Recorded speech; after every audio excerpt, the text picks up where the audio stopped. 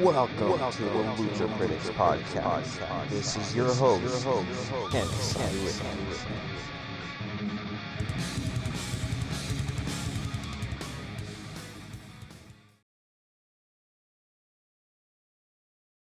Welcome to another edition of Lucha Critics. On the show today, we got Warren, we got Josh. Say what's up, guys. Hello, hello. What's up, guys? Hell yeah. And each week we dive into the world of professional wrestling and give you guys our takes. And we have a special theme at the end of each episode. On today's theme, it's a special Halloween edition. We're going to be talking about spooky characters in pro wrestling. But before we get into it, we're going to run down the gamut of the news and recap what happened on the wrestling shows we watched. Starting things off with Raw is War. I'm a little disappointed at some things that happened, but I'll go ahead and read the highlights of the website here. Seth freaking Rollins and Big Bronson engage in a melee right off the bat. The New Day defeat. I'm just gonna run through it, and then afterwards we can go and pick what you want to talk about. The New Day defeated OAP to progress in the World Tag Team #1 Contenders Tournament. The Wyatt Six returned to attack the Final Testament. Io Sky and Kairi Sane versus Liv Morgan and Raquel Rodriguez ended in a no contest. And Rhea Ripley attacked Liv Morgan, Raquel Rodriguez, and Dirty Dom. Rey Mysterio and Dragon Lee defeated American Made to progress in the World Tag Team #1 Contenders Tournament. Braun Breaker defeated Jey Uso to become the new Intercontinental Champion, with, of course, the Bloodline having to thank for that. Warren, you wanted to talk about Seth beating up fucking Bronson. Oh, yeah, no, I just figured because we'd bring it up now instead of mentioning every time. They kicked it off. It was nice that they kept showing up again on Raw, like to state their case, and the other one would just beat them up. And then they'd finally get broken up, and then Adam Pearce would be like doing something, and the other one would talk to them, which we did get a match, Bronson Reed versus Seth freaking Rollins for Crown Jewel. Fuck yeah. So that should be cool. Do you know if it's going to be like a no holds barred or is just a regular match? I think it's just a regular match. I can't remember. Wasted opportunity. Oh, who knows? They might actually add a little something a little bit later. But all right. I saw the New Day defeat fucking OAP, and as fucking Authors of Pain, I was trying to remember how their fucking name was. They're an awesome tag team. I love what they did in NXT when they were in NXT. It's an interesting combination that they put with the Final Testament and OAP, but I liked it. It kind of didn't necessarily go anywhere, but now it's finally taking, like, there's some direction going with this team with the Final Testament. But yeah, you see fucking the Wyatt Six come in and attack the group. You saw what's her name? Before that, what happened?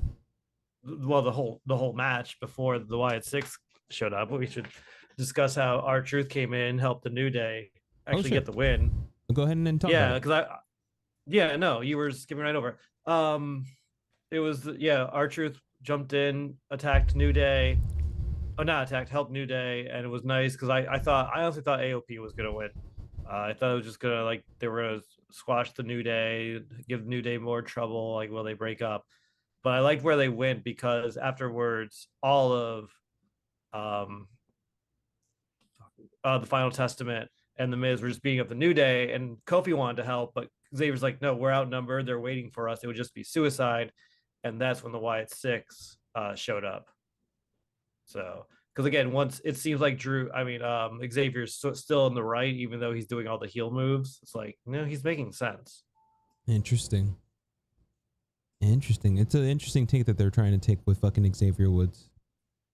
I like it. What about you, Josh? What do you think about this direction that they're taking with Xavier Woods? I'm just waiting for the betrayal to happen already. You think they're dragging it out a little bit too much? They're gonna wait till the 10-year anniversary. Oh shit, that would hurt. Oh man. Yeah, that would make sense. Give them 10 years, then yeah, let's break them up. Anything else happened in that match? That you want to talk about? Not the match. Mostly just the aftermath of the match. Okay. What about Io Sky and Kairi Sane versus? Oh no. I meant like the aftermath, like with the Wyatt Six. Oh, go ahead. Like it's not a match technically. It's like a little post-match thing. An after attack. Yeah. Like it started with Nikki Cross going off the top rope, Nikki and then like the Cross. I keep forgetting her name. Yeah. Then the other three were all attacking AOP. They're fighting, brawling out of the ring, out in the stands to the audience, where the wrestlers usually just normally go in that corner. And then it's just the Miz by himself thinking like, I got through it. And then Uncle Howdy's there. And then their manager took the actual move. I forget his Mandible name. Claw. The guy who, yeah, oh, no, fucking, the guy. what's his name? The guy. Yeah. He managed the Road Warriors. The guy who just sits there with the glasses and goes, yes. Yeah. I heard it's like forgetting his fucking name too. Yeah. I heard it was because he's just getting tired. It's like he's 70s-year old. He's like, I can't travel anymore. Just kill me off, basically. They killed him off. So we might not, I don't know, we might not see him again. Like if we really want to, it would be a way to make Uncle Howdy even more menacing. Like, yeah, powerful. Like he took out a guy permanently. No, that's a good point. That would be an interesting way to go with him. Let me see here. I got his name. What's his name? Paul. His name is Paul Ellering. Ellering. Fucking Yeah. Paul Ellering. Yeah.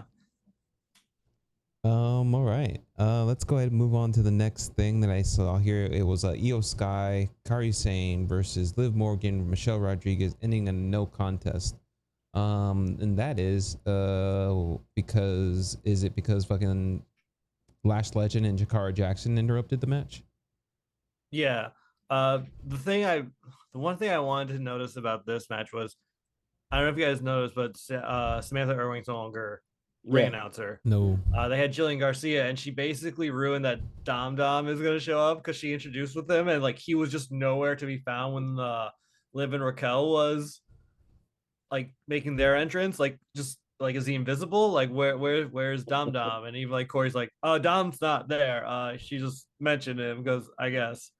So we're like, oh, so Dom's going to eventually show up because he's on the card as like when it's going to happen.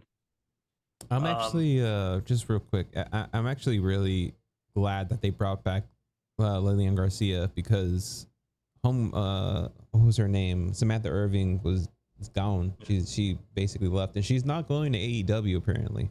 She's doing some other stuff. She just couldn't do it as being part of WWE at the same time. It seems like WWE's like, just let her do both. Like, what? I don't understand. Like, yeah, they want your body and soul in WWE still. Yeah. But she hasn't ruled out of making cameos at certain events. Oh shit. Mm-hmm.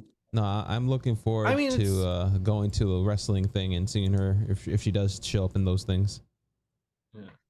It makes sense. Like, you don't want to close the door on that. Like, she's easily the best ring announcer. Like, Jillian Garcia is great at everything, but like you could tell, like even she was like rusty this Raw. Like, it's been a while for her. Like, also, calling out that Dirty Dom was coming out, but clearly he wasn't there. It's like, dude. Yeah, and also I heard it's temporary too with Jillian Garcia.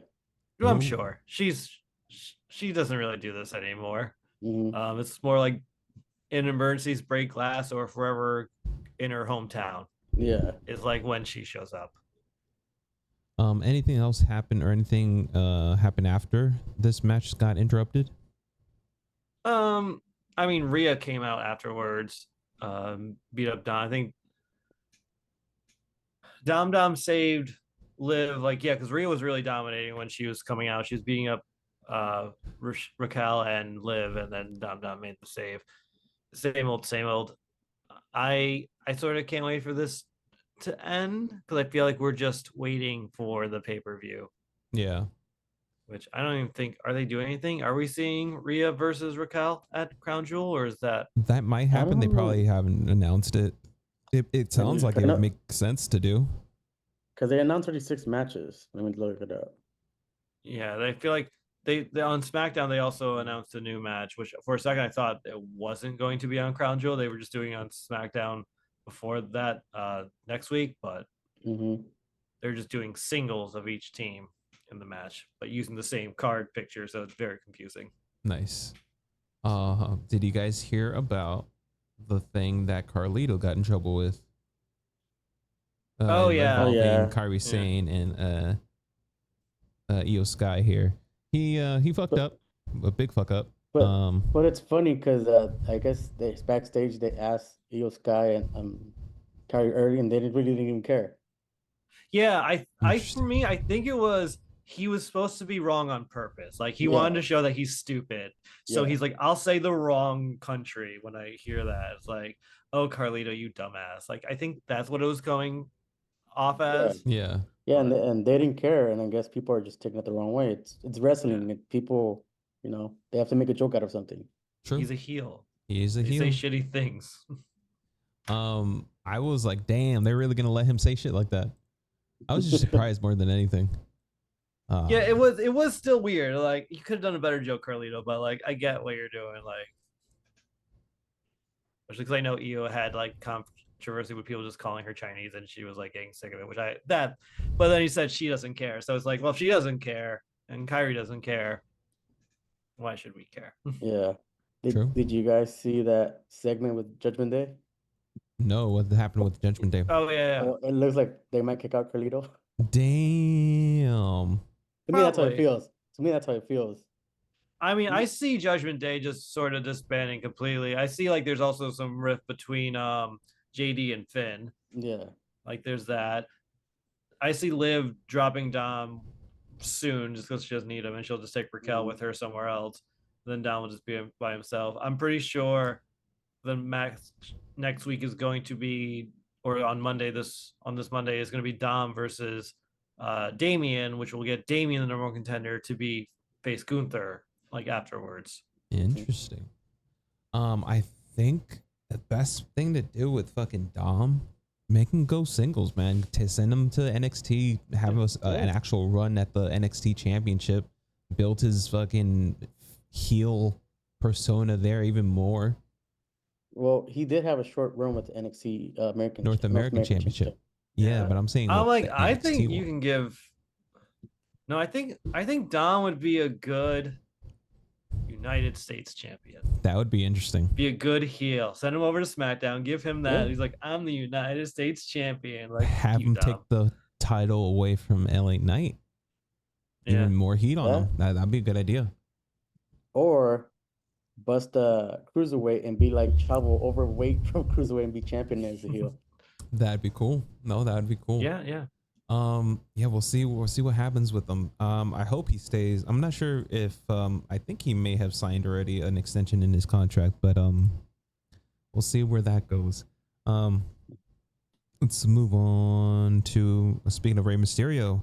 Rey Mysterio and Dragon Lee defeated the American Made to advance in the World Tag Team Title Tournament. What can you tell me about this matchup and how it all went down? I mean, I was honestly surprised that American Made lost. I thought they were going to push them more to be like the winners, to be the heels that go on. I just assumed both heels team were going to win, because like that's normally how WWE books these tag team tournaments. So it was nice seeing Rey and Dragon Lee win. I mean, I don't think they're going to win the actual tournament. I think the War Raiders are going to get it, because now I guess it's a triple threat. I thought it was going to be like another match we'd get to see, so it'd be a bigger tournament, but it's just triple threat on next week's Raw, or this coming up Raw. But it was nice. There was a nice Zelina Vega moment on the outside with she threw her sandal. Was it Shankla? Yeah. Hell yeah. Like at Chad Gable, and that just basically froze him for the rest of the match. And then her and Ivy will probably get into a fight, which would be nice. I'm all for more Zelina matches. Hell yeah. No, and yeah. I ever since she won the women's, she was the first Queen of the Ring. And that didn't necessarily went anywhere for her. So I'm glad that they're giving her some more spotlights there. I mean, she did win the tag team titles. Okay. With Corey Graves' wife. Oh yeah, I know what you're talking about.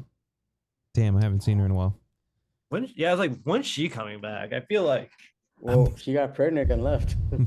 Yeah, and I from what I've seen, she's really happy as a mom. So if she doesn't want it, like, good for her. But like, I just when I started liking her character, she went away. I never liked her. And it was she grew on me. I wasn't really. I realized what role she was. She's more of a Chelsea Green role, where it's like, yes, she's going to be the heel that loses, but it's going to be entertaining when she's just there. Yeah, because I didn't like her when she was with what's his name, Bill and Oh, when she was with fucking Too Soft, not Too Soft. Damn, what the Enzo Amore and Bill. Yes, thank you. The tag team. Big Cass and fucking Big Cass and Enzo Amore. Yeah. I forgot that they put her in with that group. It makes sense that they would put her in with that group. But yeah, we'll go ahead and move on to Bron Breakker defeating Jey Uso to win the Intercontinental Championship thanks to the fucking Bloodline. We saw a little thing though, when the Bloodline did kind of show up.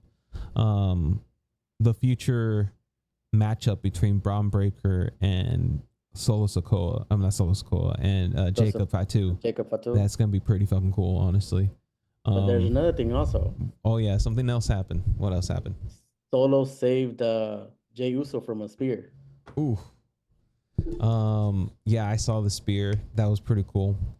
What can you tell me about the match, Warren?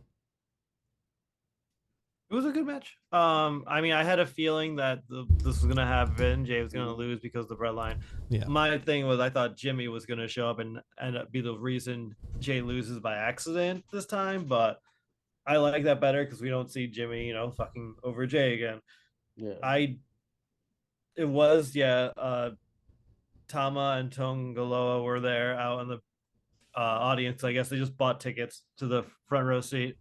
Nice. I'm sure we saw the meme of Solo like, I got two tickets. Like, yeah. The WrestleMania one.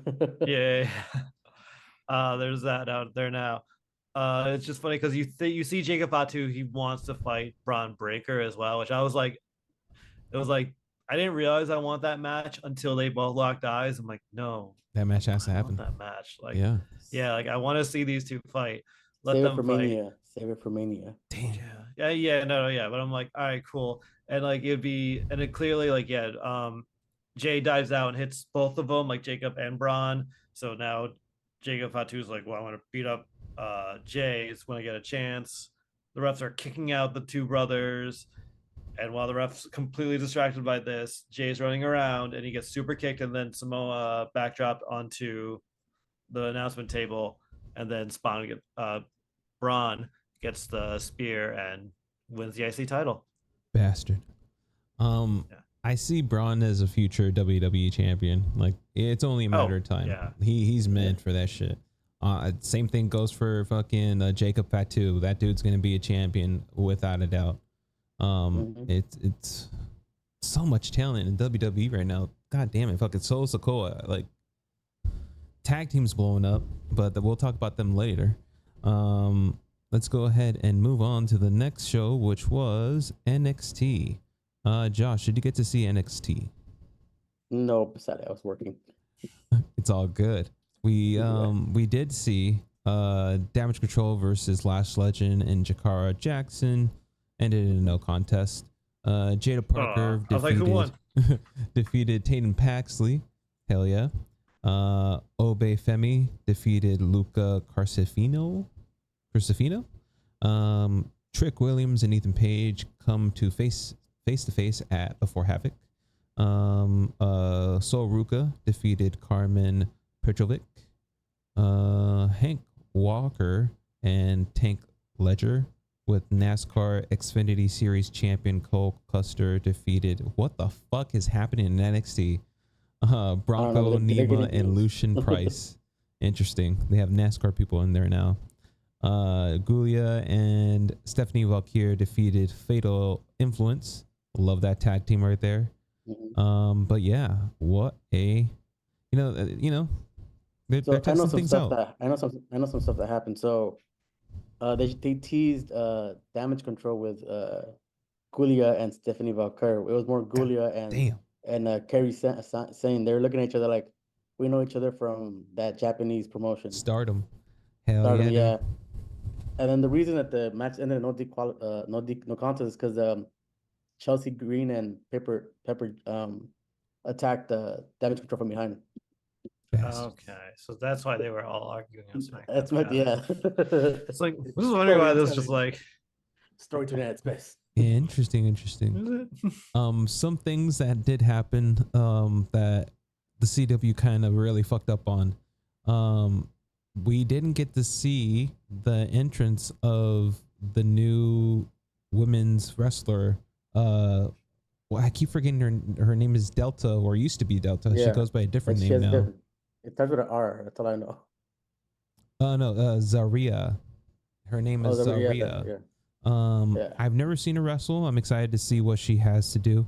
But she debuted by Fatal Influence, attempted to spin the Halloween Havoc wheel, and were interrupted by the shocking debut of Zaria. But she's kind of like a Rhea Ripley type of wrestler. Oh, okay. That should be interesting. Damn, fuck. This keeps getting deeper and deeper, division wise. But yeah, we'll go ahead and move on to the next match. Oh no, one more thing that I didn't want to mention that people are kind of like mad about. They're trying to put Obafemi and this one Nikki Lyon together. Yeah, and I'm like, well, he really do anything. He just told her you dropped this. And it was her big overcoat that she always wears. And she just looking, giving the eye. That's it. I see what they're kind of seeing too. It's like they're trying to put this guy, have him be the king, and they're trying to build a new fucking thing. And I'm like, all right, we'll see where it goes. Well, let's give it a shot. That's all I'm saying. Give it a shot. You never know what's gonna hit and what's not gonna hit in wrestling. Let's go ahead and move on to SmackDown, because a lot of awesome shit went down in SmackDown. Right off the bat, we'll do this right Randy. Here. Game 7 between Carmelo Hayes and Andrade ended in a no contest. What can you tell me about that one? I mean, that's not how it started. Oh, how did it start?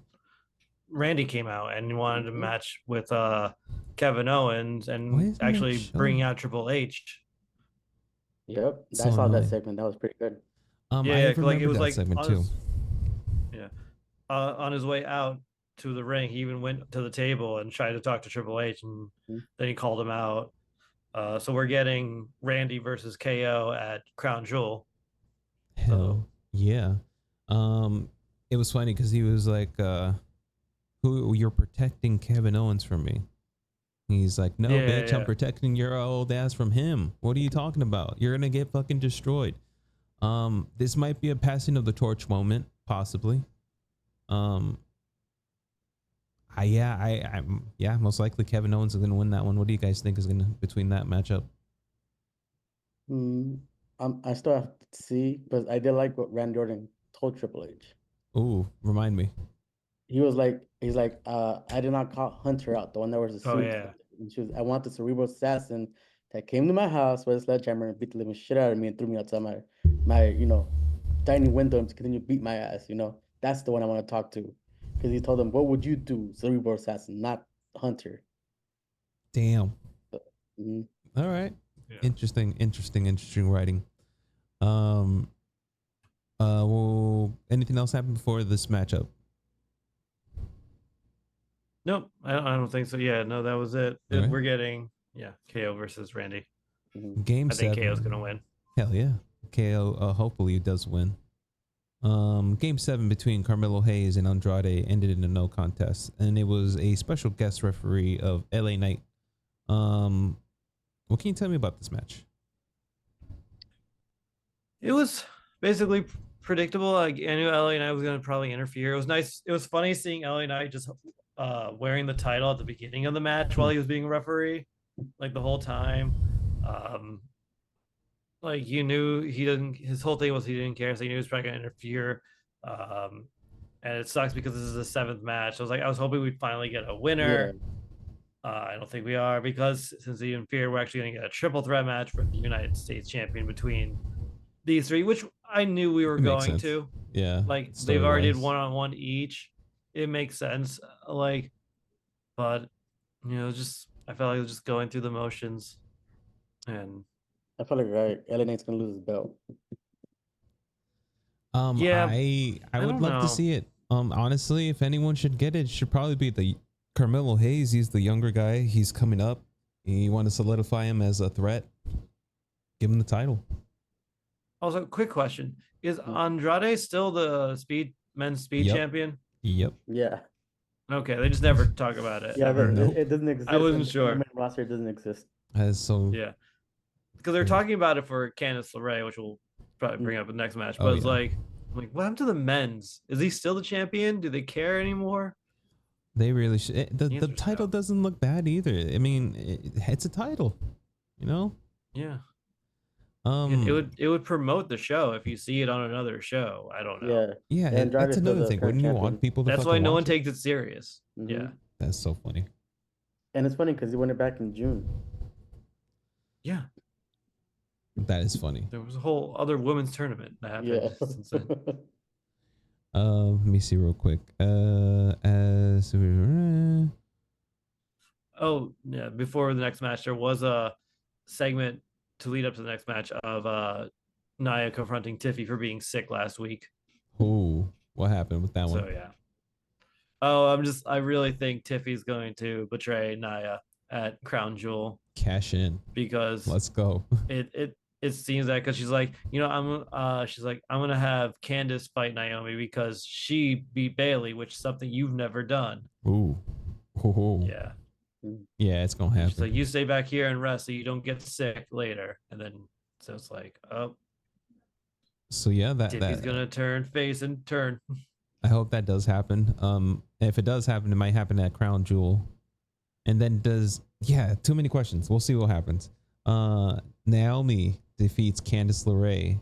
What can you tell me about that matchup? It was good. Bailey showed up to help Naomi as soon as Indy started interfering. And then I don't know. I think I was doing other stuff. I was like cleaning up the house a bit during this match, so I just heard the highlights. I was like, all right, yeah, everything was sort of predictable. You gotta let it go, but that was good wrestling. Hell yeah! Yeah, then I saw the highlights. I saw Naomi do some move on the ropes, to hit Candice's face. I was like, that's pretty good. Head Scissors DDT got the win for Naomi for that matchup. We'll move on to the next matchup unless I'm missing something. It was Motor City Machine Guns defeating DIY to become #1 contenders for the WWE Tag Team Championship. I saw a little bit of this online. I think there is a segment missing, the Cody Rhodes and Gunther segment. Yes. I'm like, there's something, but I'm like, what is it? Please. It was actually pretty good. You want to go, Josh? I'll say what I saw. So basically, Cody Rhodes comes out to his music and everything. You know how he does the wall? But before it happened, Gunther's song dropped and everybody turned around and he looked and everybody was like, ooh. That's a good one. And that look that Cody did gives me hints of that he might turn heel later on. I think it'd be good. It makes sense. Yeah, it's about time. Evil Cody Rhodes in ROH was awesome. Let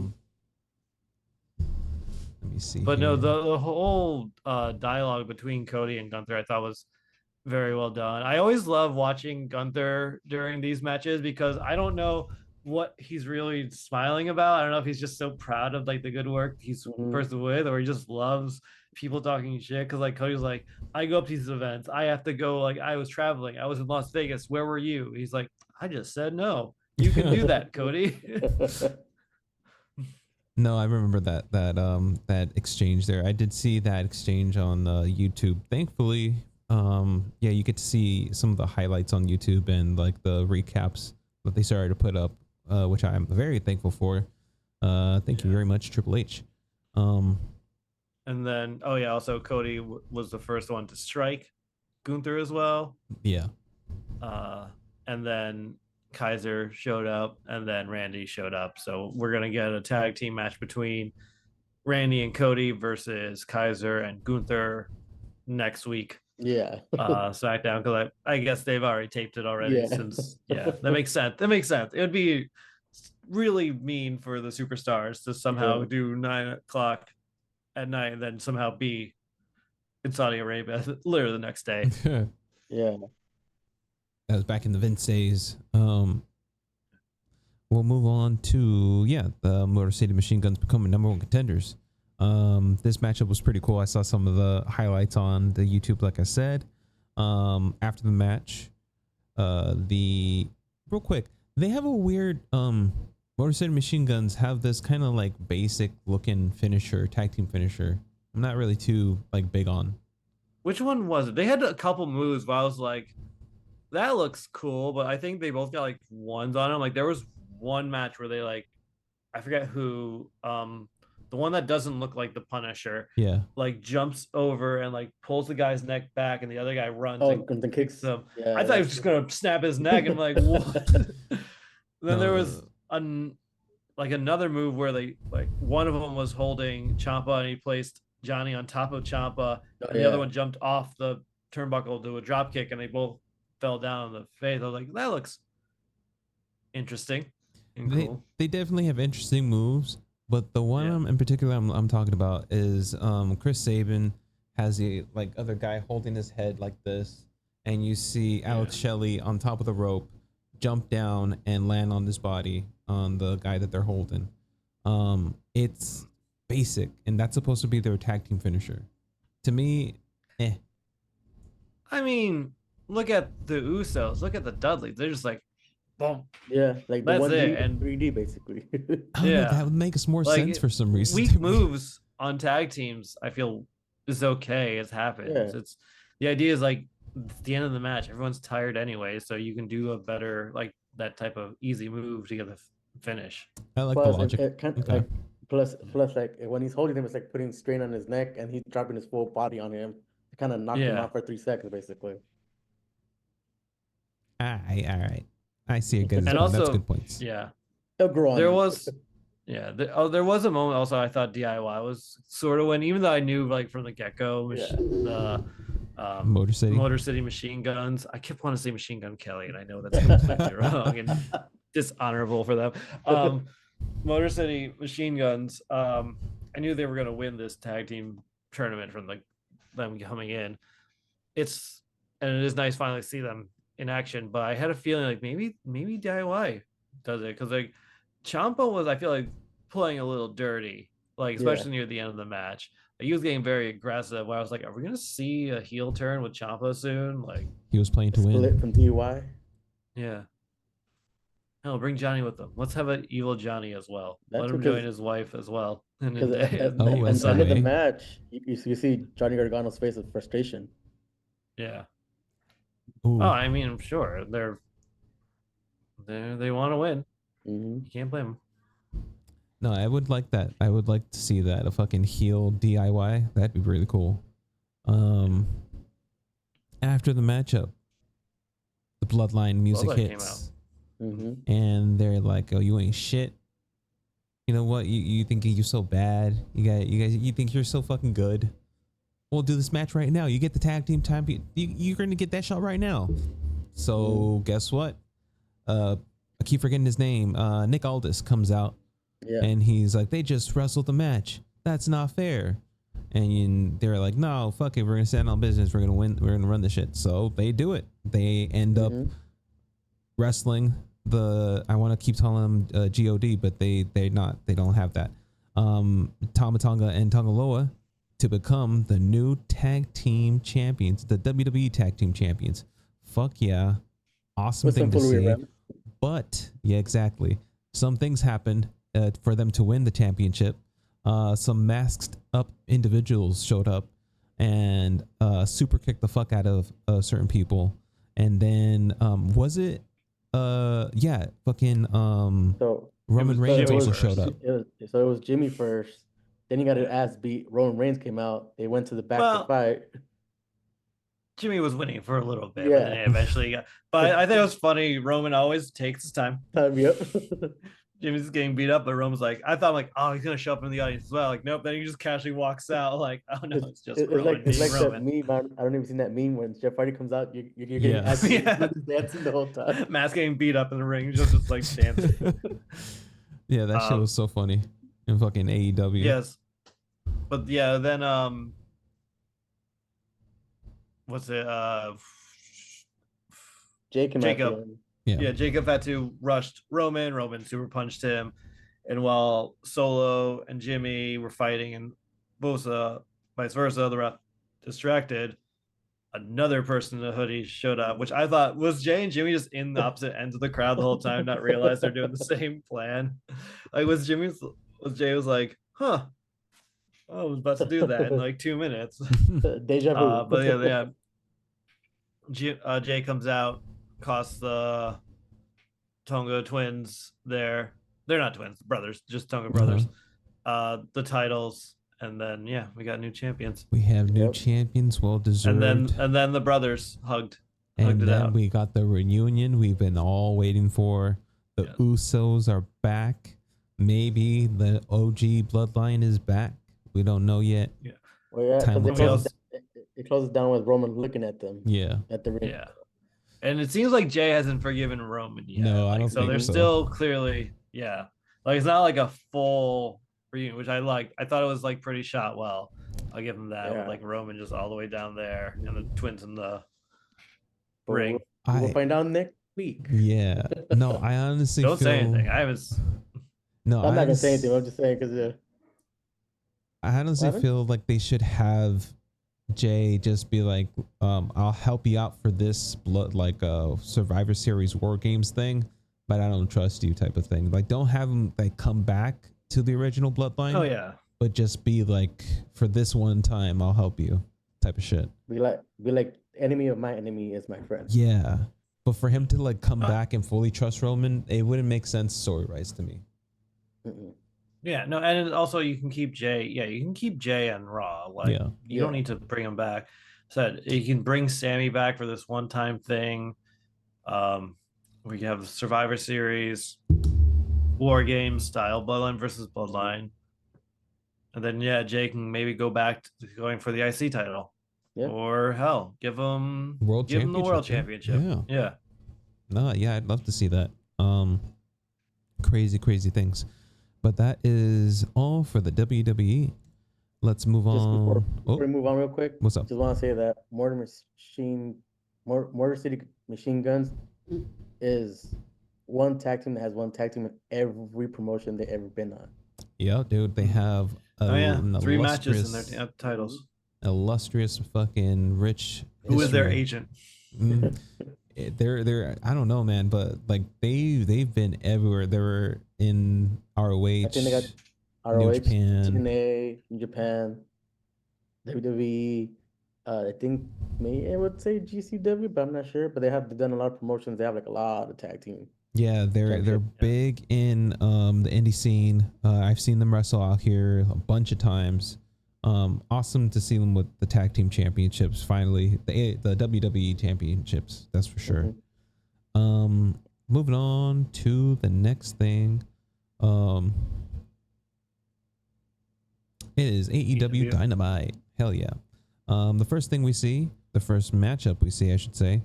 I'm already fucking this up. We open up the show with Tony Schiavone talking to Hangman Adam Page, and he's out here talking mad shit, saying, I'm glad that I nearly took Juice Robertson's life, and I knocked Austin Gunn's head so hard that he hasn't come back, and I don't even know if he's going to even come back, and I doubt that he remembers his own brother's name. As he says that, Colton Gunn comes up and hits Adam Page from the back, and you see a brawl happen out there. After that, you see Page take off his leather belt after he kind of like fucks up Colton and starts to wrap it around Colton's neck.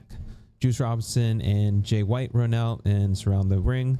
Jay White jumped in and landed some shots, but Hangman was able to walk away and run away from there. Jay White,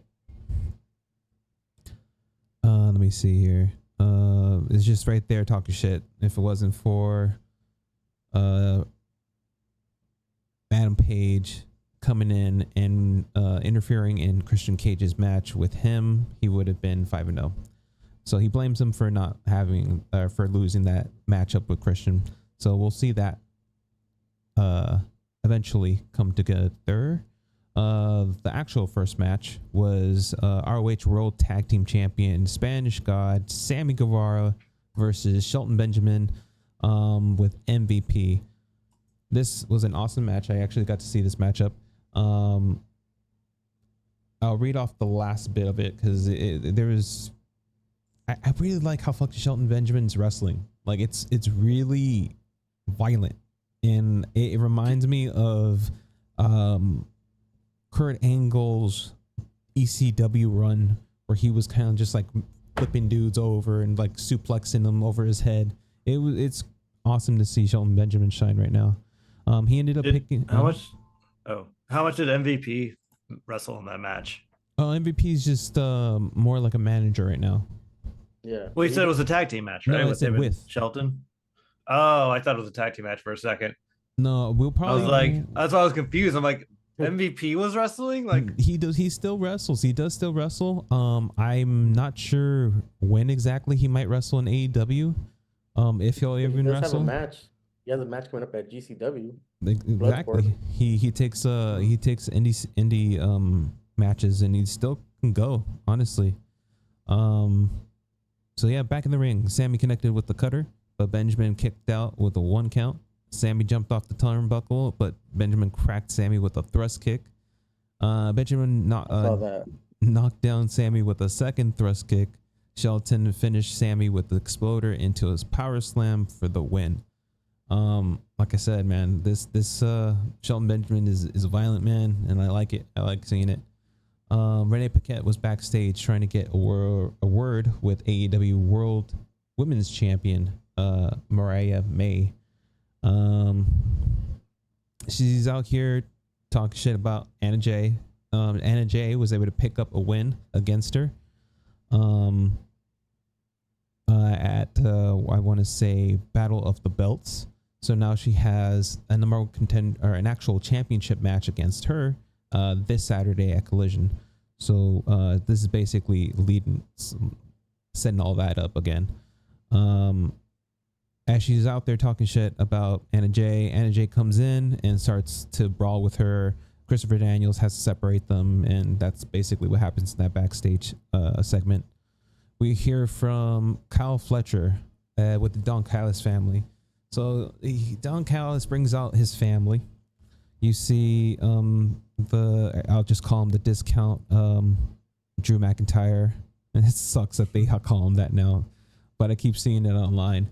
Lance Archer, Brian Cage, Takeshita wasn't there today, but we hear from Kyle Fletcher, and he basically says that he's done living in the shadow of Will Ospreay, that he's better than Will Ospreay, and that he's nothing like Will Ospreay. And he keeps saying this like in different ways, and he then is given clippers to cut his like blondish hair that kind of resembles Will Ospreay's, and he says, "I'll never be like Will Ospreay," and he basically shaved, like buzzed down his locks there. So we have a buzzed out Kyle Fletcher now, and he is happy that Will Ospreay is out right now, that he put him out for a couple of weeks, and he's looking forward to ending his career essentially. After which we see Renee Paquette backstage with Ricochet, And Ricochet actually was at Maple Leaf Pro.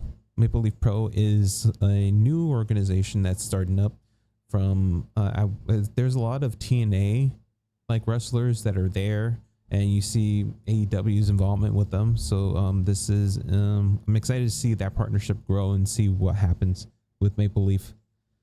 But he ended up coming in to let me see, to basically put his hands on Takeshita while he was over there at Maple Leaf, and was able to after Takeshita defended his title, and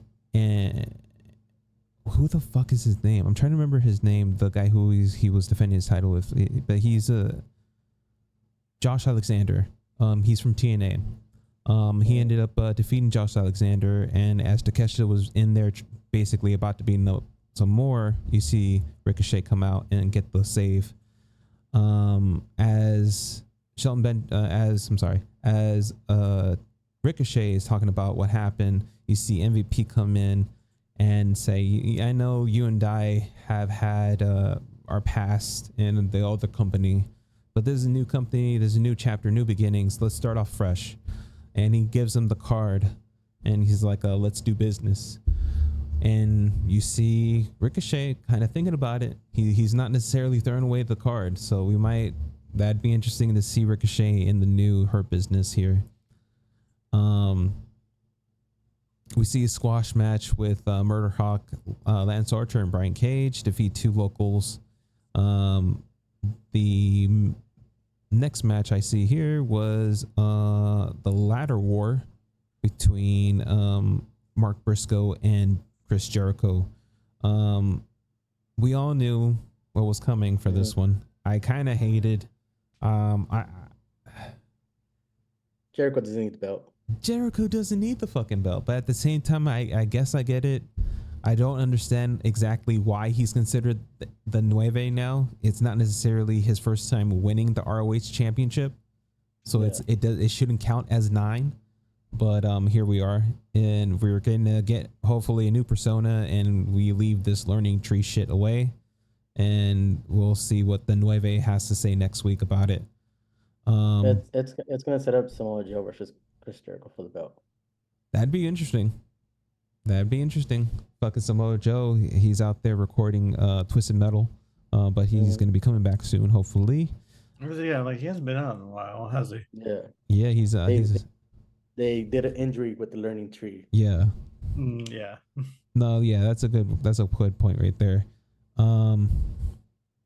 Next thing we see, next segment is Adam Cole coming out to the stage, and he says, who's ready for story time with Adam Cole, baby? But as he says that, Roderick Strong and the Undisputed Kingdom interrupt, and they are basically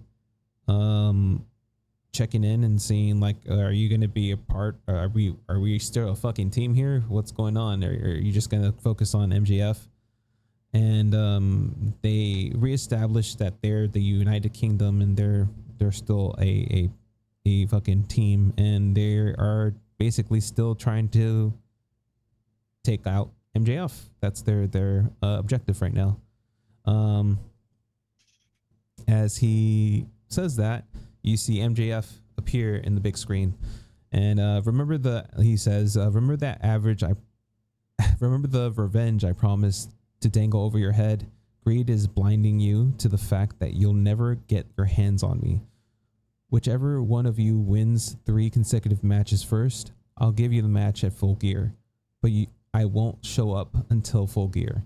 I hope one of you gets the happy ending you're looking for, because I know I will. So, the first one between Roderick Strong and Adam Cole to win 3 matches 3 times is going to be taking on MJF at Full Gear. Renee Paquette is in the back interviewing. Who do you think's going to win it? I honestly feel like it might be most likely Cole, and there's going to be a division between Roderick Strong and Cole there, and we'll see most likely Cole leave United Kingdom and he'll be his own thing right here. What about you guys? Oh, I have no idea either. That's why I'm asking. I could see Adam Cole winning it. Right. He's the Bebe guy, right? Yeah. Bang. Because that's gonna be MJF's gonna be the heel and Adam Cole's gonna be the face. Yeah. It's really interesting how this fucking story came out or played out, because from the last time from the last time they were feuding with each other, Adam Cole did the ultimate betrayal and revealed himself as the devil. And then he ended up getting hurt. And we didn't necessarily see too much of Adam Cole do too much, but his team was running havoc there. Wardlow, from what I understand, is either injured or hasn't re-signed, and that's why they're not showing him on TV. Same thing goes for Phoenix. Apparently Ray Phoenix is still under contract with AEW. He can technically be on TV, but they're not using him at all because he's going to be signing with WWE. Or he was open about it. I say he's part of the tag team that was coming.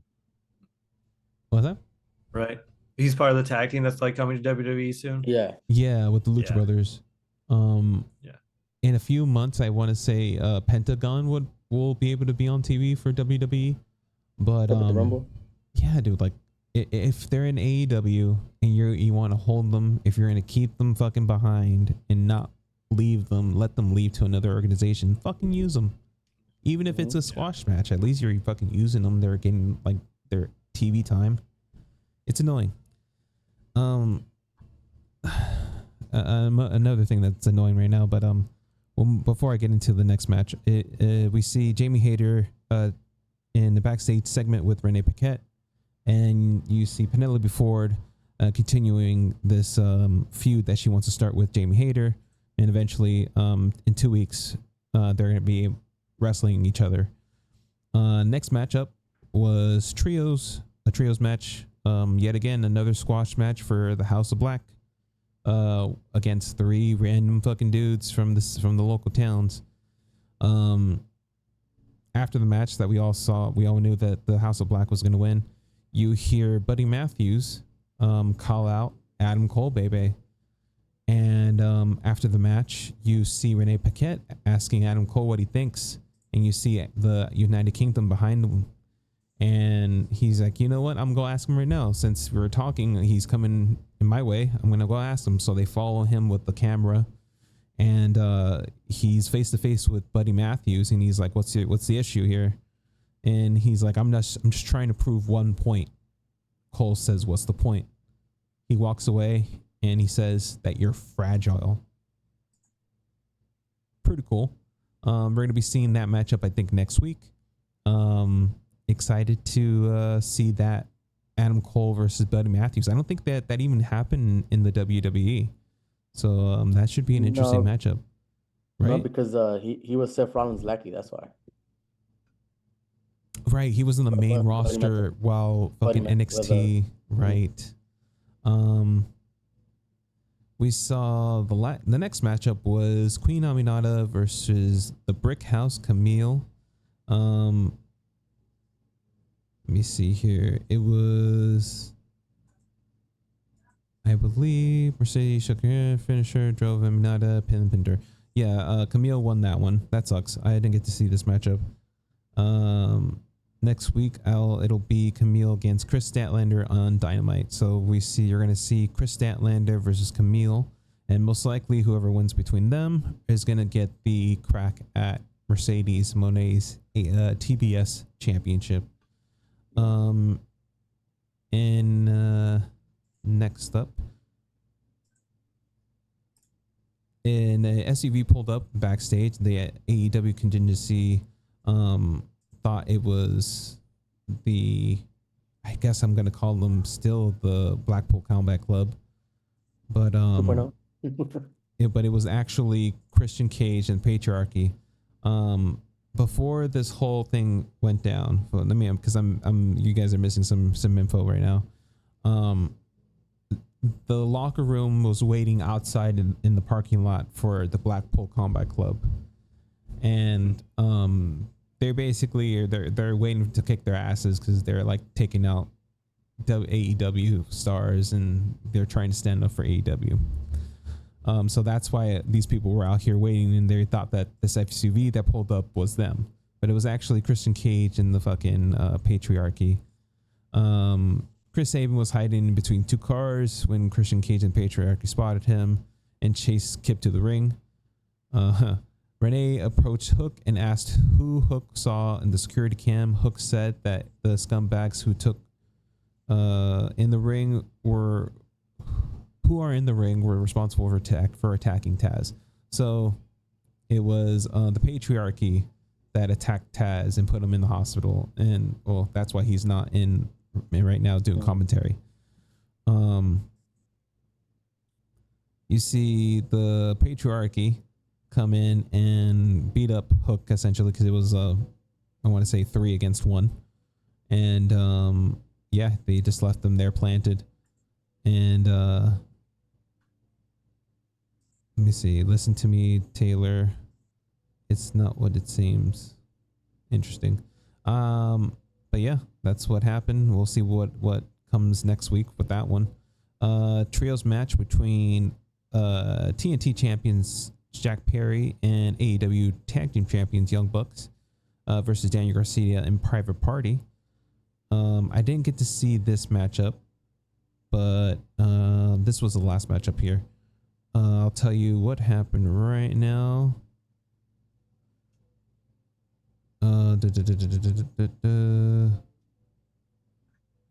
I know. Hold on. The Bucks hit Zay with the stomp and a powerbomb combination. Garcia swept the leg of Perry and sent him to the barricade. Private Party used a silly string on Matthew and Zay cradling Matthew to pick up the win. So it was Private Party picking up the win.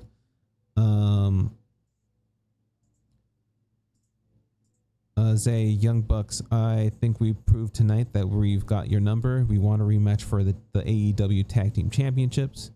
Young Bucks, I have an offer that you guys will not turn down. If you guys use a match for those Tag Team Championships and we lose, Private Party splits up for good. Matthew and Nicholas Jackson like it, so they're going to take that matchup. And let's see, say no more. Next week, Private Party versus Young Bucks. If we lose, Private Party is done forever. That happens. Marina Shafir pulled up in a truck outside the arena. AEW's locker room looked baffled, wondering where the rest of the crew was at. Claudio Castagnoli, Wheeler Yuta ambushed Private Party and Daniel Garcia in the ring, whacking them with wheelchairs. Fuck. It was a diversion, essentially. Moxley grabbed Chuck Taylor and threw Chuck into the ring. Claudio and Wheeler stomped on Chuck. They wrapped a chair around Chuck's head and stomped on it. Orange ran into the ring, but was too late to save his friend. So yeah, that's how that fucking crazy ending right there. For you guys who don't know, Chuck Taylor is technically retired because of his injury that he got from his ex best friend Beretta. What the fuck is his name? I haven't seen him in a while. He hasn't been in AEW. Trent Beretta. Yeah, he hasn't been in AEW in a minute. I'm not sure if he got injured or not. I'm excited to see when he comes back. He was with Don Callis family. I'm not sure if he's still with them or not. But yeah, that is the news of the week.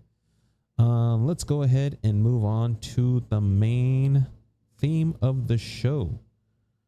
We're going to be talking about spooky characters in pro wrestling. They're coming in from all over the wrestling world. And I'll go ahead and start things off. 1 second. Oh yeah. And nothing. Hold on. That one. All right. And we're going to start things off with Abyss. Abyss was in TNA. He was essentially, I kind of wish that they would use a different picture other than this guy right here. But he was essentially TNA's response to Kane. It was their own Kane. Where are you, Josh? Let me see. He walked up. Oh, he walked out. Okay.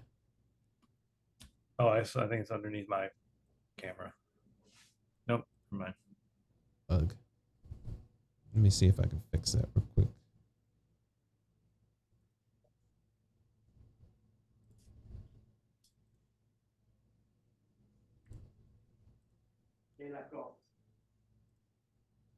There you are. Nope.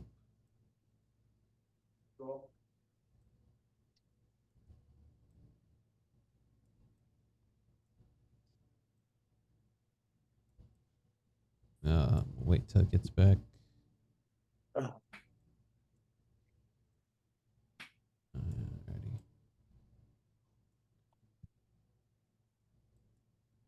Okay. So yeah, he was in TNA. He was basically TNA's version of Kane. He was in a bunch of hardcore matches called the Monsters Ball. He had wars with Sting, fucking Bully Ray, Mick Foley when he was in TNA, and when he was still doing crazy matches. Towards the end of his career, honestly, he did more crazier stuff in TNA. He had wars with Samoa Joe. Was in the Monsters Ball. Basically what a Monsters Ball was, all contenders are sequestered alone in a locked room without light, food, or water for 24 hours before the match. And the stipulation is intended to induce extreme feelings of aggression in the competitors. Crazy premise to matches in this world, but that was what the Monsters Ball was. Abyss, the Monster Abyss, won the TNA Championship for sure. Let me get those real quick for you. So he had won when the NWA and TNA were still one. He won the NWA World Heavyweight Championship once. He was a tag team champion with AJ Styles. He was the television champion. He had won the NWA tag team champions with AJ Styles. He won the TNA tag team titles with James Storm and Crazy Steve. He was a two-time champion there. He was an X Division champion. He was the fourth Triple Crown champion in TNA, and he's the second Grand Slam champion in TNA as well.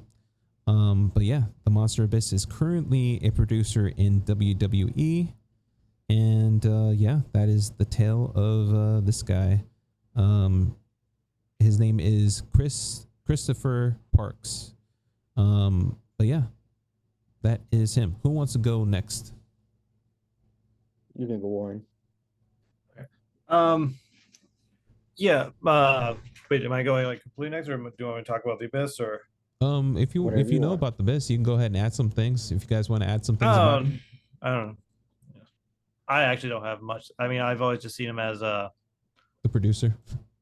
No, well, I was gonna say TNA's version of Mankind. Yeah. I kept saying Kane, but yeah, that's basically TNA's version of Mankind. It's like a mixture of both, basically.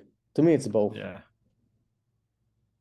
I also know, he's more of as a producer now for is it WWE or? Yeah, he's in WWE right now as a producer.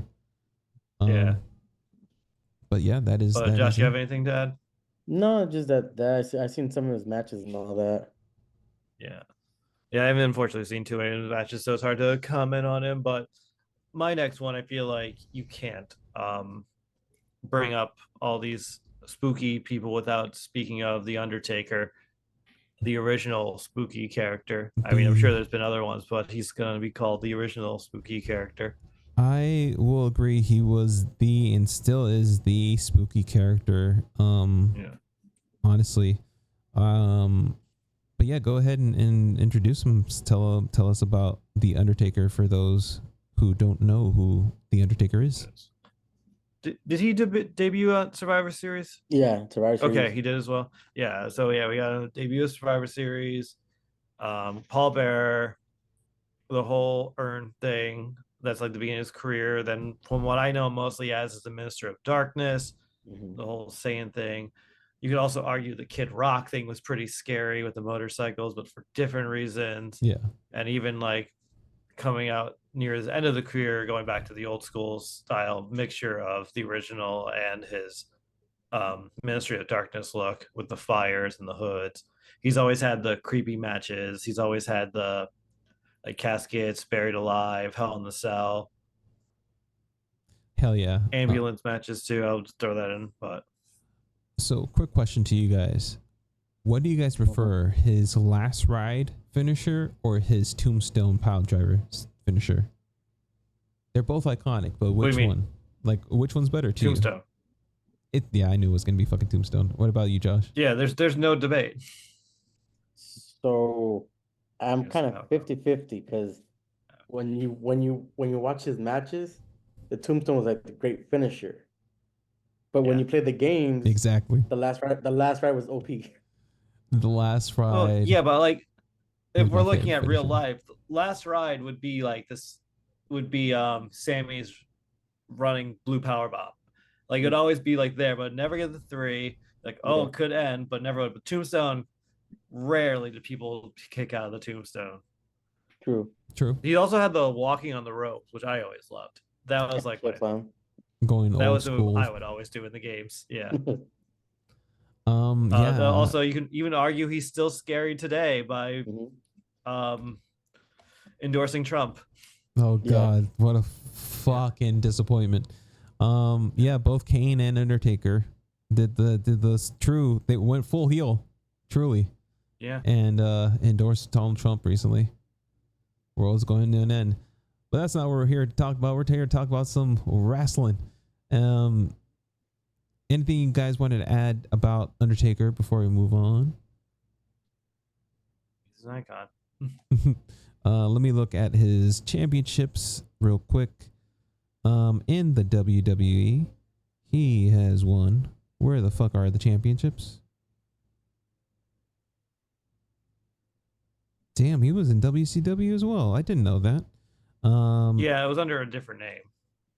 That's wild. Okay, so in the WWE, he was the World Heavyweight Champion 3 times, the WWE Champion 4 times, Hardcore Champion once, World Tag Team Champion 6 times, WCW Tag Team Champion with Kane. That was back when they did the whole invasion thing. He won the Royal Rumble in 2007, and has a bunch of Slammy awards that you see here. And of course was inducted into the WWE Hall of Fame in 2022. Yeah, awesome guy. What I do remember from him was like you said, Warren, the Ministry of Darkness. That shit horrified Middle America, and it was the whole fucking. I'll be honest with the lead up and everything that was leading up to it was awesome, but the ending to that storyline was shit. It's me, Austin. It was fucking Vince McMahon all along pulling the strings. The scariest monster of them all. I mean, that's a good point. But yeah, at the time I was like, is this really where we're going with this whole thing?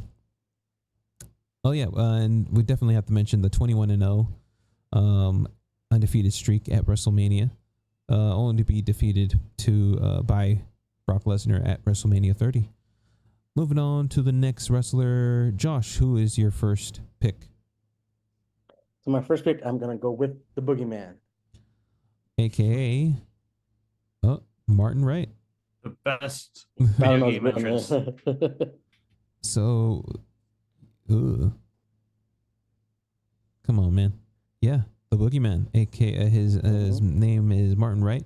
I didn't, when I was looking this up earlier, I thought he won a championship, but he never won a championship in WWE. Nope. That's fucking wild. Tell me a little bit about him, Josh. So he was like the new WWE, I guess, horror persona because I think during the time Taker was out on injury because Randy Orton burned him alive. Oh, So they had brought in the Boogeyman, and he had started feuds with Booker T, and he started feuds with JBL. And his thing is when he first came out, he would come out with an actual clock that had glass, and he'll smack himself on the head to shatter the glass, and he always have worms in his mouth. But then WWE a few months later, like, no, you know what? We're gonna give you a plastic one, so you can just smash your head with a plastic one, so you won't get CTE. Fuck. I forgot about the goddamn clock that he would hit on his head. Fuck yeah, dude. That's so cool. Why you choose him for every creative wrestler entrance way, because you just see them coming out with the clock. It's like, what are they doing? Like, I don't know. They're just moving around like crazy. I was like, yeah, he just ate worms, which is always just. Ugh. And the two things that go ahead. that kind of creeped me out of him was one where he was eating worms and he kissed Booker T's wife. Oh yeah, I saw that clip. And then the other one is when he eats JBL's assistant's mole out of her cheek, like pulls it off and eats it. Hell yeah. I don't think it was a real mole. Yeah, I know, but No, I remember that. That was disgusting and definitely memorable. Hated the worm thing. Loved it. I loved the entrance though. It was all like spooky, and he would come out like crawling like an animal. It did pretty cool. It did really cool shit. Yeah, and his theme song at the beginning had the piano. And he goes out, "I'm the Boogeyman." Yeah, dude. Like I see a lot of parallels between him and the Fiend a little bit. Damn. But yeah, let's go ahead and move on to the next wrestler. Unless you guys want to add anything about the Boogeyman. No. Nope. Cool beans. The next guy. Oh, that's not you. You already did that one. The next person that I want to talk about is Abadon. Abadon is the living dead girl. She's in AEW. She hasn't won a championship yet in AEW, which fucking sucks because I honestly feel like she could have been TBS champion by now. She has had awesome matches in the AEW. She's still under contract with them, but so she's injured right now. I was wondering what happened to her, but yeah, she's either not being used or only being brought out during fucking Halloween, because it kind of feels like that. But again, like if they were able to put the title on Julia Hart for the TBS championship, they could have done it for her. I digress. She's essentially like a zombie like character. She wrestles very like creepy and like animalistic a little bit. She actually like goes in for bites in her matches sometimes. It's really cool to see, especially if it's like a zombie character. You would want to see that type of, I guess, characteristics in the wrestler like that. If you're gonna be a zombie, fucking start biting the motherfucker. Yeah, I would really like to see more of Abadon, but again, we've only seen like a few things, and she's been with the company for fucking since 2020. So, you know, I'm not sure how long she has or they have left on their contract, but we'll see. Have you guys ever seen Abadon wrestle? I have. But I gotta say one thing: don't let this fool you, because in real life she's actually really pretty. Yeah, she is. She's really fucking pretty, or they're really pretty. Josh, Warren, have you seen any wrestling from Abadon? I have not, unfortunately, but every time I see her pictures, I'm just like, oh, that's something. Hell yeah! Like even this picture right here, I'm like, very creepy. I actually there's only a few wrestling shirts I have, and I'm happy to say I have one of her wrestling shirts.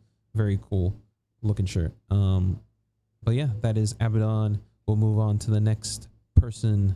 I believe it is Warren. Warren, who is your next person?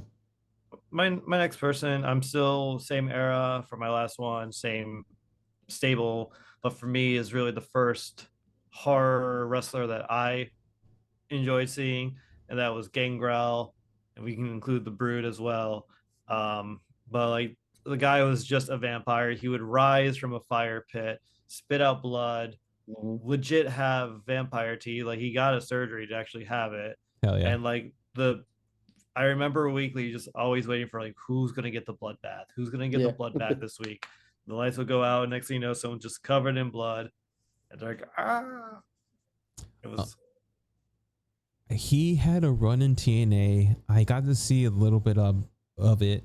I'm not sure if he wrestled the same in WWE when he was there, but motherfucker was ruthless in TNA. The matches I got to see. Yeah. Fuck me. Like, I'm not sure. Well, actually, we can go ahead and check right now.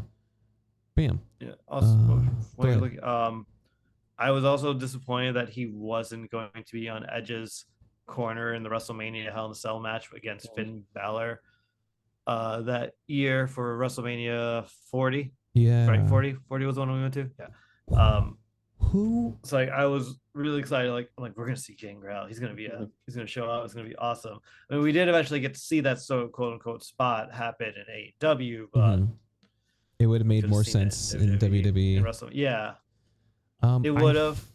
Forgot someone said something about that it was gonna happen, but at the last minute, Vince shot it down. I fucking knew it. Yeah. He's like, Vince, like, no one remembers Gangrel. Like, everyone bullshit. remembers Gangrel. Yeah. You would have got a big pop. If they remember fucking Brood, they remember Gangrel. That's dumb. But yeah, legend in the game. I remember him doing crazy spots, like I said, in TNA. Did he do like hardcore matches in WWE? I think he did. I think the only belt was it. No, I think he won the European Championship. I think that was the only belt he got. No, dude, it doesn't say that he won any WWE championships here. This might not be 100%, but like so far it's been on top. I think you just passed European Championship. Up.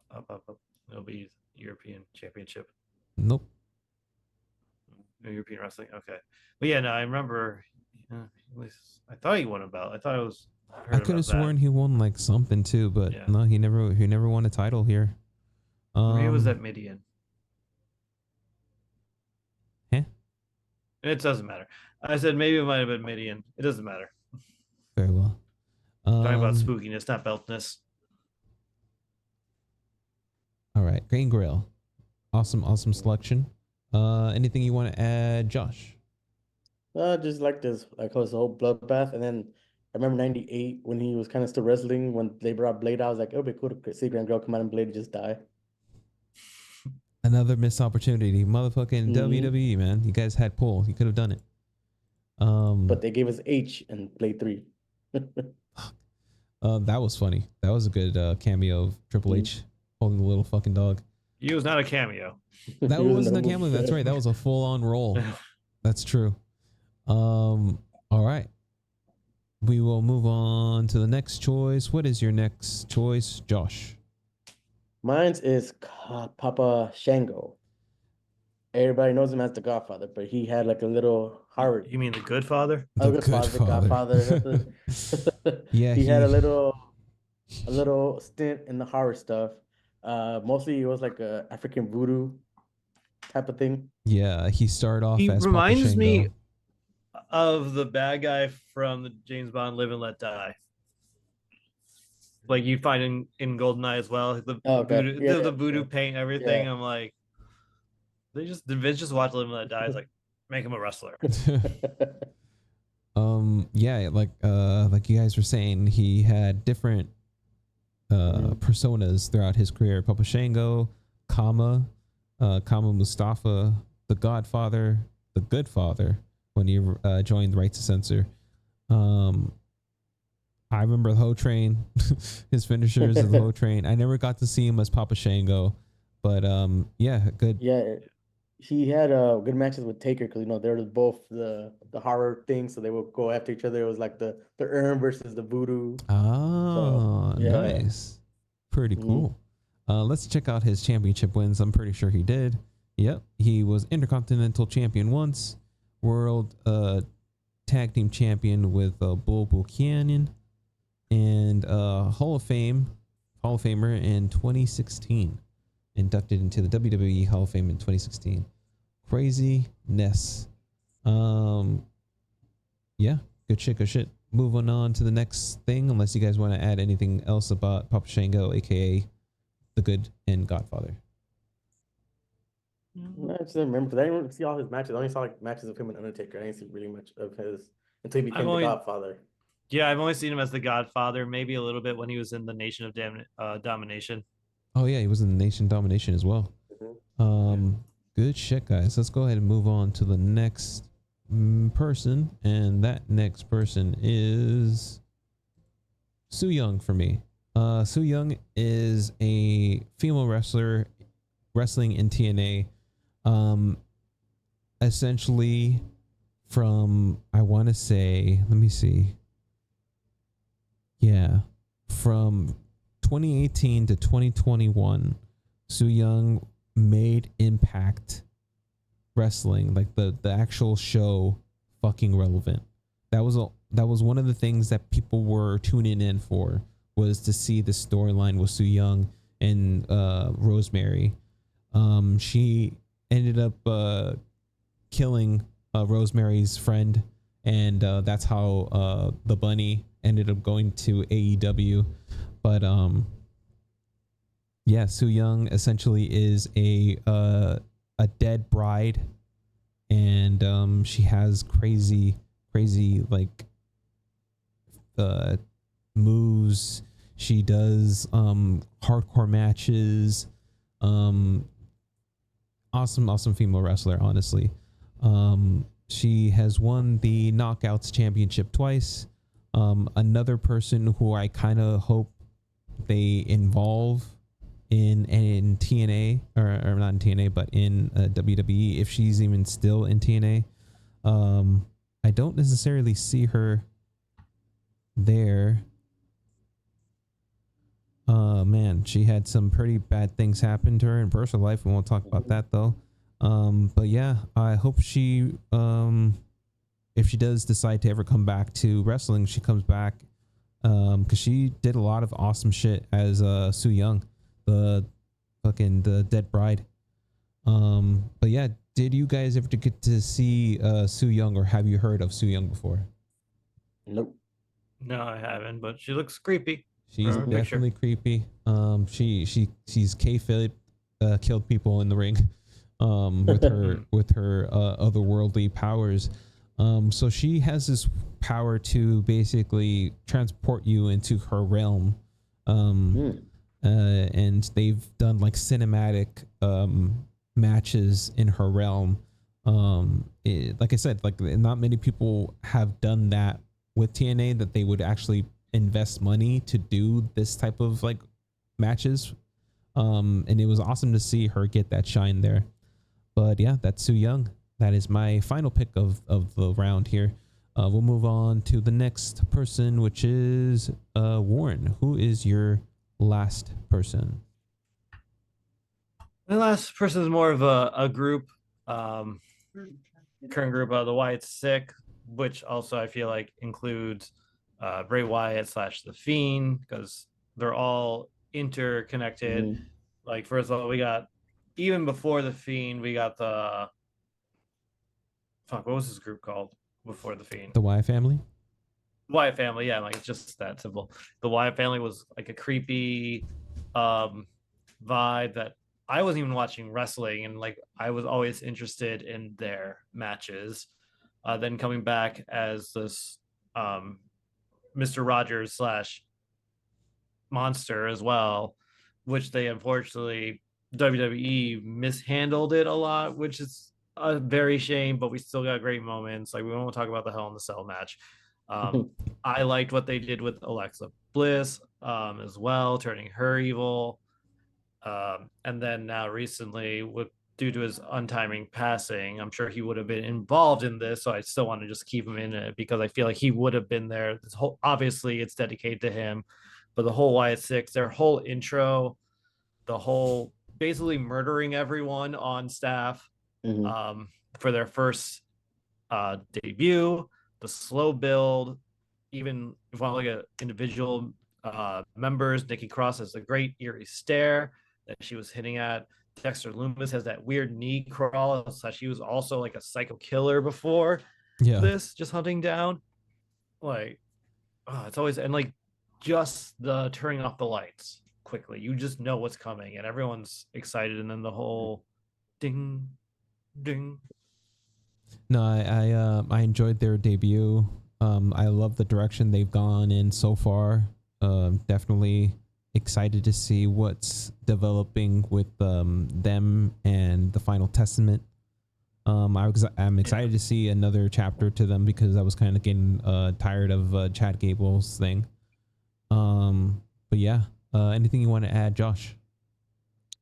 Just that well, like you said, like the Fiend Wyatt, Bray Wyatt, he had good matches too when he was with the Wyatt family. Like his feud with John Cena, and how he brought it back to the Firehouse. They had that one match at WrestleMania, which was really good.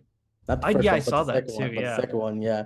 And then to me, also like when he faced Taker and lost, but then later down the road, Taker, I think it was at Raw. Yeah, it was like an anniversary or he told him something like that. Something in the ear, kind of like to pass the torch, but like we said, Yeah, is untimely passing. But I just found out that Bray Wyatt handpicked chose the whole Wyatt Sticks family. Oh yeah. Yeah. It was definitely seeded way before. Like you saw Nikki go like zoning out beforehand, and like it just sucked that his death happened because I'm sure we would have seen this group like a year before. Yeah. They actually debuted. Damn. Yeah. Let's go ahead and definitely talk about the career of Bray Wyatt real quick. And championships that he won. He was one-time WWE championship with that awesome fucking Fiend themed championship. He was a tag team champion with Matt Hardy. He was a tag team champion with Randy Orton and Luke Harper. Interesting. And a two-time Universal Champion. Yeah. Wait a minute. Was the Universal Champion the Fiend Universal Championship? The Fiend one, yeah. I think the Fuck yeah. The WWE one is when he beat AJ Styles, John Cena, and everybody in the men's chamber. Ah, I see. Yeah. Fuck yeah, dude. What a career. Unfortunate that we didn't get to see more from him.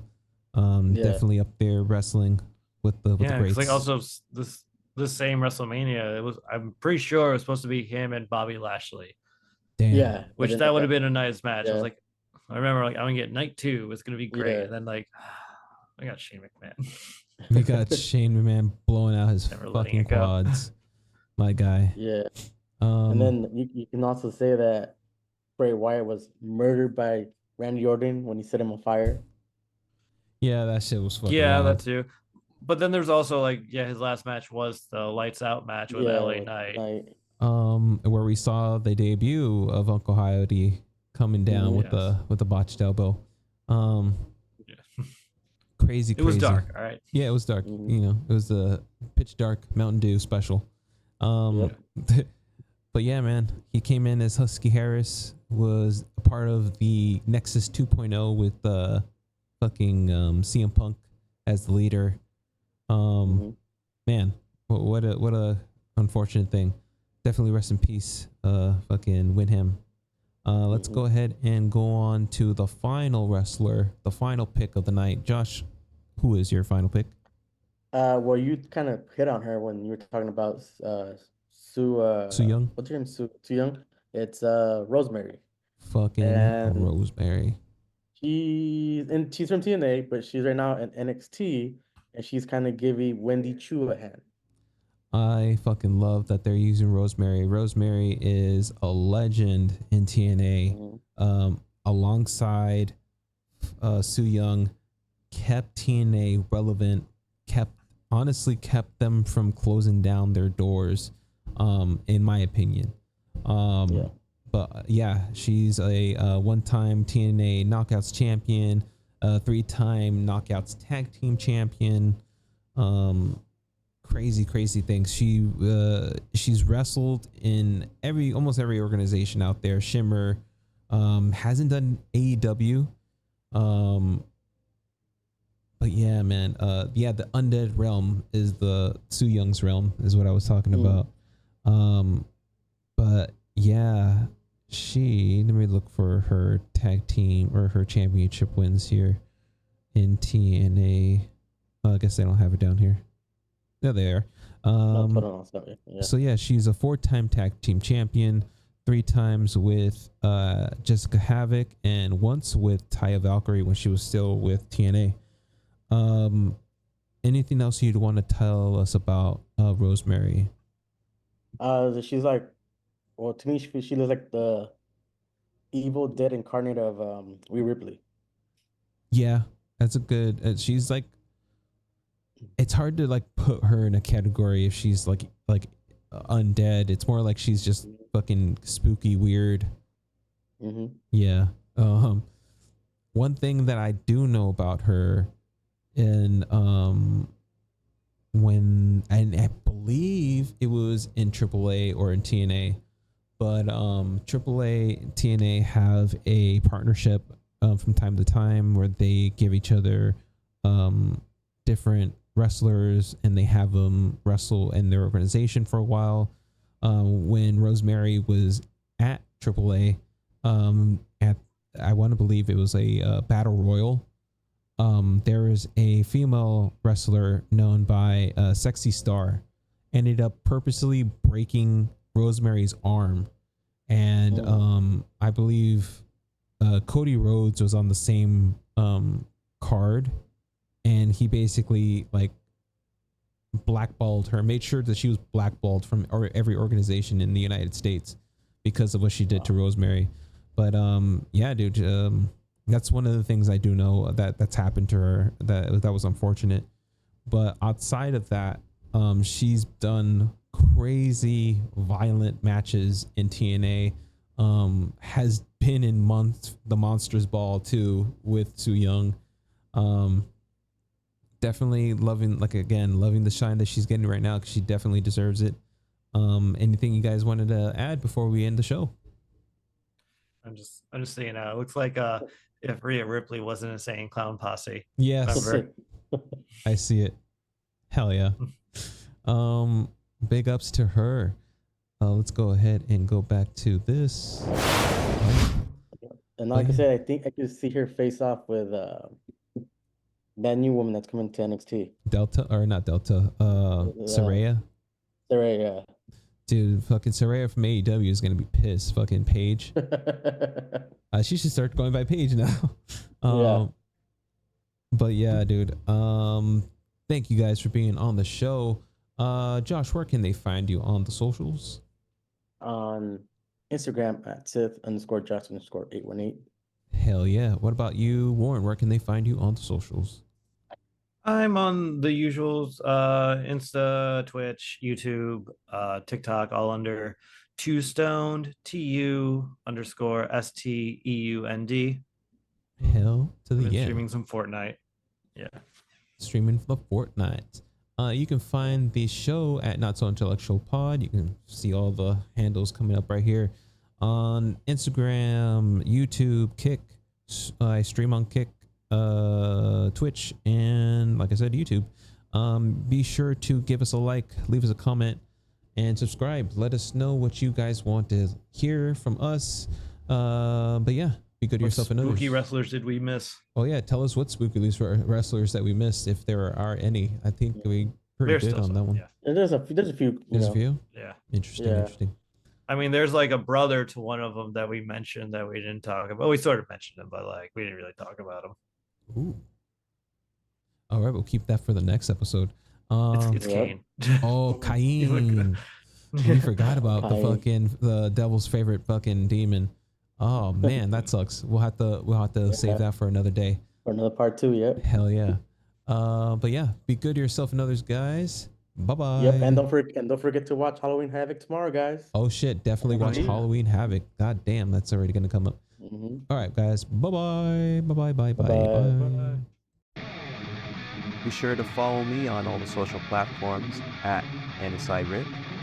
And you can also email the show at notsointellectualpod@gmail.com. See you next time.